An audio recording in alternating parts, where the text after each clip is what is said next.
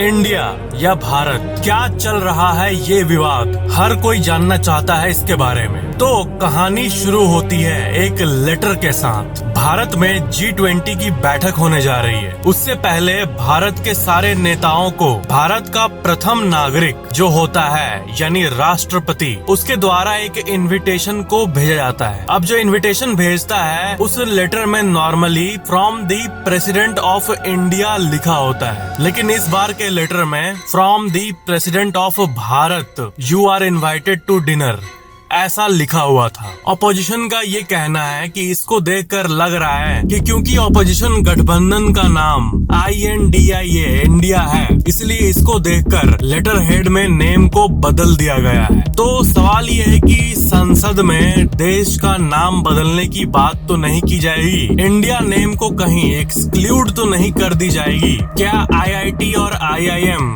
BIT या BIM हो जाएगा इंडिया का भारत? और क्या पासपोर्ट, आधार कार्ड, पैन कार्ड सब में इंडिया भारत में बदल जाएगा? और इनफैक्ट भारत के सारे नोट्स में भी क्या इसको चेंज किया जाएगा? कई लोगों का ये भी तर्क है कि इंडिया को अगर एक्सक्लूड कर दिया गया तो इंडिया शब्द का जो पूरे विश्व में ब्रांड वैल्यू है, जो कि इंडिया नेम से ही आता है, वो कम हो जाएगा। इंडिया के कॉन्स्टिट्यूशन में भी ऐसा लिखा हुआ है कि इंडिया दैट इज भारत, ऐसे लाइन का यूज किया गया है। यानी इंडिया और भारत दोनों ही ऑफिशियल नेम्स हैं, दोनों में से हम कोई भी यूज कर सकते हैं और इसी के अकॉर्डिंग दोनों में से हम कोई भी यूज कर सकते हैं किसी भी जगह पे। और इसी के अकॉर्डिंग इस इनविटेशन में लेटर हेड में भारत का नेम यूज किया गया है। लेकिन जैसा कि मैंने आपको बताया, ऑपोजिशन का ये कहना है कि क्योंकि ऑपोजिशन गठबंधन का नेम इंडिया है, इसलिए इसको अचानक से चेंज किया गया। बाकी सुप्रीम कोर्ट इस पे क्या कहती है वो भी आपको जान लेना चाहिए। सुप्रीम कोर्ट में साल 2016 में एक PIL यानी पब्लिक इंटरेस्ट लिटिगेशन यानी एक जनहित याचिका फाइल की गई थी। इसमें इंडिया से भारत नेम चेंज करने की बात की गई, लेकिन सुप्रीम कोर्ट ने इस बात को रिजेक्ट कर दिया था। फिर साल 2020 में अगेन PIL सबमिट की गई सुप्रीम कोर्ट को, लेकिन सुप्रीम कोर्ट ने दोबारा उस PIL को रिजेक्ट कर दिया। और उसके बाद से अभी तक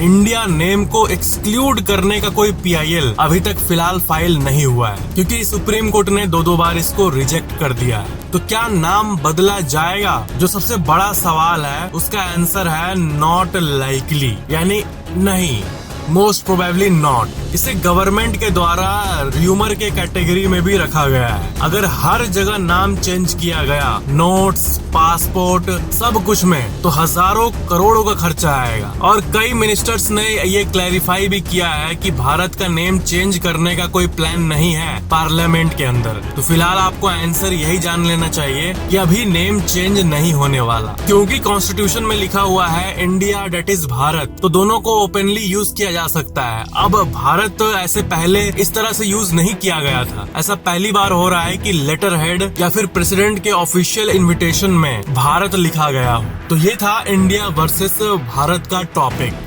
आर्टिस्ट यानी कलाकार कैसी कला कर सकता है, इसका कोई हद नहीं होता। तो मैं आपको बता दूं कि जॉन वॉरमैन नाम का एक आर्टिस्ट है, एक जर्मन आर्टिस्ट, और ये क्या करता है कि ये दुनिया में जितने जगह ऑफिशियल बिल्डिंग्स में टूटे फाटे गैप्स मौजूद है, उसको ये लेगो ब्रिक्स से भर देता है। जी हाँ, इसका फुल टाइम काम ही यही है और इसी को पब्लिसाइज करके वो पैसे कमाता है। पूरी दुनिया भर में ये घूमते रहता है और सारे जो बिल्डिंग्स के गैप्स है उसको रिपेयर करता है लेगो ब्रिक्स से भरकर। दुनिया भर में आपने इतने सारे टेलीस्कोप्स को देखा होगा, हर टेलीस्कोप का एक अजब अजब नाम होता है इंग्लिश में, लेकिन क्या आपने कभी एक्सट्रीमली लार्ज टेलीस्कोप के बारे में सुना है? एक बहुत ही एक्सट्रीमली लार्ज, बहुत बड़ा टेलीस्कोप मौजूद है चिली में, जो कि साउथ अमेरिका का एक देश है, लेकिन उस टेलीस्कोप का नाम ही है एक्सट्रीमली लार्ज टेलीस्कोप। मनोविज्ञान को स्टडी करने को साइकोलॉजी कहते हैं। साइकोलॉजी की पढ़ाई आपने सुना ही होगा, लेकिन क्या आपने कभी पारा साइकोलॉजी वर्ड के बारे में सुना है? साइकोलॉजी मतलब नॉर्मल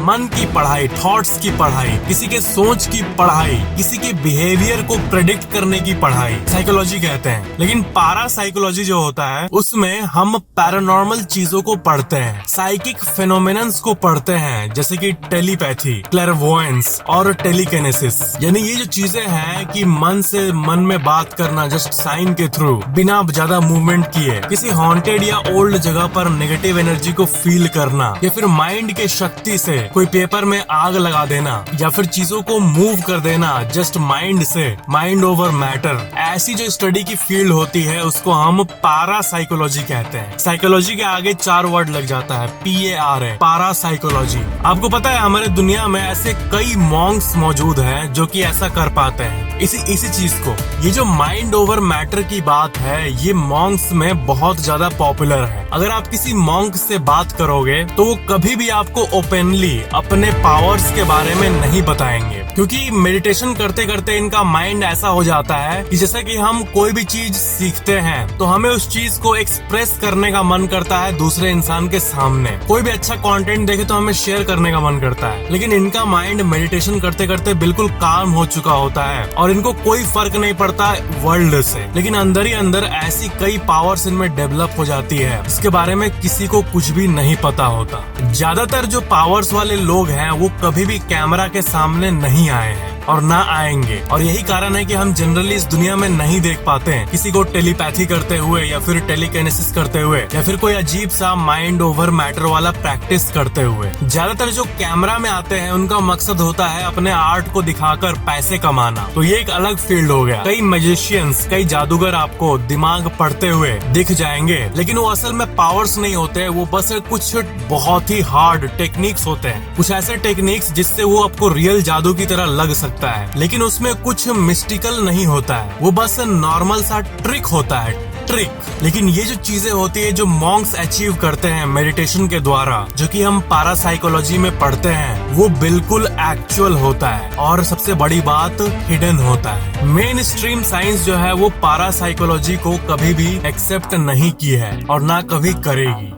ये एक बहुत ही आपके लिए काम की फैक्ट है। आपने सुना होगा कि जो लोग पॉजिटिव सोचते हैं वो लोग ज्यादा जीते हैं, यानी जो लोग हमेशा अच्छे से सोचते हैं, पॉजिटिव रहते हैं, खुश रहते हैं, उनका जीवन ज्यादा होता है। मतलब अगर कोई अच्छा खाना खाए, हेल्दी रहे, जिम करे, मसल बनाए, लेकिन इसका दिमाग और परसेप्शन बहुत नेगेटिव है तो इससे बहुत नेगेटिव असर पड़ता है। तो ऐसे कई स्टडीज हो चुके हैं जिसमें ये पता चला है कि इसका जो ड्यूरेशन है वो है 7.5 ईयर्स। यानी जो लोग नेगेटिव सोचते हैं, नेगेटिव तरीके से रहते हैं, उनका जो लाइफ होता है उससे अगर कंपेयर करें एक पॉजिटिव बंदे का लाइफ तो वो 7.5 ईयर्स ज्यादा होगा। ये एक्चुअल रिसर्च पेपर्स में पता चला है। इसका मतलब आपके गले के ऊपर का जो पार्ट है, बस ये दिमाग जो सबसे इम्पोर्टेंट पार्ट है, इसके अंदर जो थॉट्स है जो कि इनविजिबल है, जो कि फिजिकल नहीं है, ये जो थॉट्स है ये 2 तरीके के होते हैं, नेगेटिव और पॉजिटिव। तो ये थॉट्स अगर पॉजिटिव है तो इससे लाइफ बढ़ जाती है। ये अपने आप में एक बहुत अमेजिंग बात है।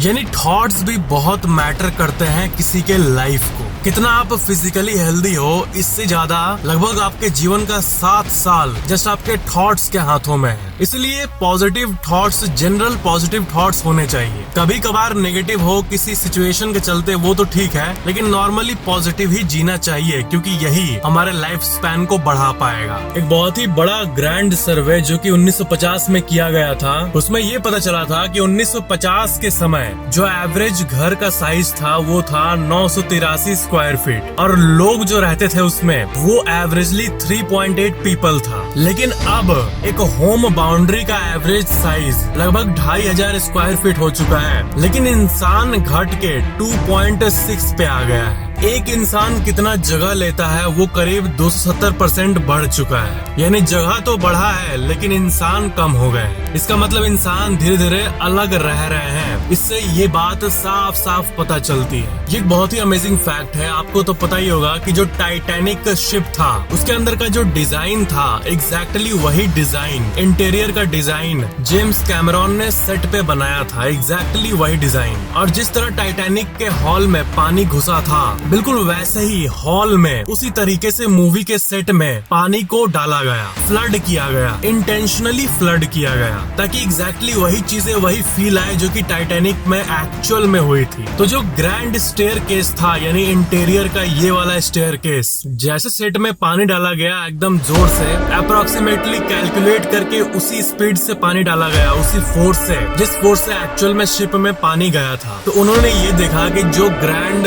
स्टेयरकेस है वो अपने जगह से हिलकर तैर कर चला गया, टूट गया, पूरी तरह से स्टेयरकेस टूट गया। और ये एक अनएक्सपेक्टेड इवेंट था, इसके लिए सेट पे सब लोग तैयार नहीं थे। लेकिन जैसे ये टूटा तब भी जो पानी वाला सीन है, सबका तैरने वाला, पैनिक करने वाला, उसको कंटिन्यू किया गया। और इससे एक थ्योरी भी कंफर्म हो गई कि जो ओरिजिनल स्टेयरकेस था टाइटैनिक का, उसमें जब इतने फोर्स से पानी गया होगा तो वो भी ऐसे ही ट्रेजिकली टूट कर तैर कर बह गया होगा। और पूरा जो इंटीरियर एरिया है वो पानी के फोर्स के चलते टूट गया होगा एक्चुअल टाइटैनिक में, जिसको कि कोई नहीं देखा है होते हुए। तो जेम्स कैमरॉन की खास बात यही है कि वो हर चीज को रियलिस्टिक तरीके से करते हैं। तो उन्होंने सबसे अच्छा काम ये किया कि टाइटैनिक का एक्चुअल रेप्लिका बनाया था मूवी में। इंटीरियर की बात हो रही है, इंटीरियर की एरिया का, और ये बहुत ही गजब बात है। $1 बिलियन, 1 बिलियन यानी 100 करोड़। आप जिसे काउंट करते हो ना 1 2 3 4 5 6 7 8,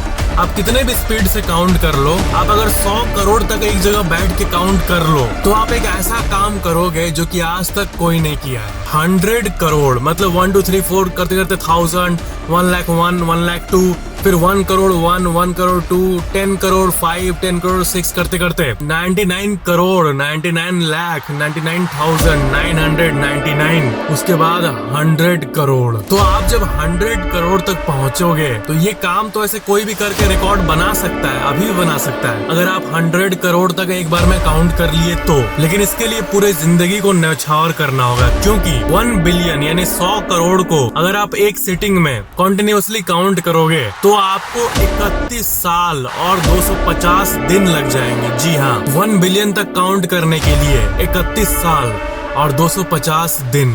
ये एक बहुत ही यूजफुल सी फैक्ट है आपके लिए, आपको इसको याद रखना चाहिए। जेनरेशन से जेनरेशन इतिहास में अगर आप दूर तक चले जाओ और इस बात को आप अगर अपने मम्मी पापा या फिर दादाजी या फिर दादी से पूछोगे तो वो भी इस बात को कंफर्म करेंगे। और वो बात ये है कि the world is going to जज you no matter what you do, so live your life the way you want to.